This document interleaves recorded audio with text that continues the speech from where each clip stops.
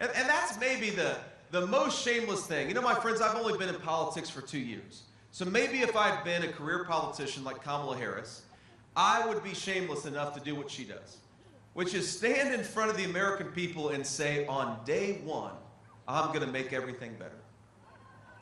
You hear her say this? On day one, she'll say, we're going to make groceries more affordable.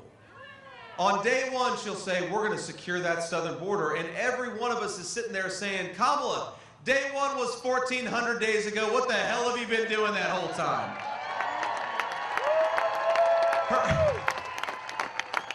Her whole campaign is about gaslighting the American people and pretending that she is nowhere near the seat of power when she is the sitting Vice President of the United States.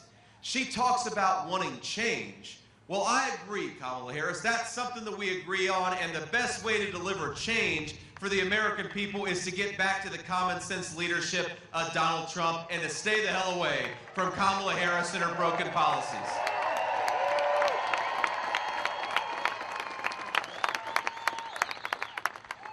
Now, Kamala knows, of course, that she cannot win running on what she's actually done, because what she's actually done has been a disaster. You look at every poll will tell you the country, we know that we're on the wrong track. I think we've got the greatest country in the history of the world. The only thing we got to fix about it is the broken leadership. So here's what she'll do. She will lie and gaslight. She'll pretend she had nothing to do with anything, even though she's been the sitting vice president for 3.5 years. And if that doesn't work out, she's got a backup plan. And that backup plan is censorship.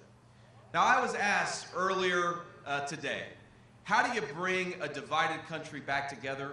And I actually don't think it's that complicated. Because, yeah, Americans, we disagree with each other on a whole host of issues, but we've always disagreed with each other on a lot of issues. We've always had intense political disagreements in this country. What is new about 2024 is that we have got Kamala Harris, who is promising not to persuade her fellow citizens, but to censor them, to silence them, and to shut them up. So if we want to bring back common sense to American politics, and we want to bring back American unity, here's my message to Kamala Harris. Stop trying to silence your fellow citizens. Get out there and persuade them for a change, and get out there and make your case to the American people.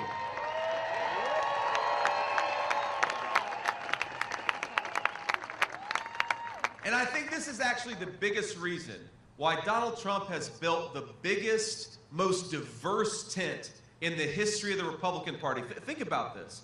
Think about the list of people who have endorsed Donald Trump in this election. You've got, from the right side of the spectrum, you've got Brian Kemp, the governor of Georgia, Nikki Haley, the former UN ambassador. You've got, of course, me and Donald Trump on a team with Tulsi Gabbard and Bob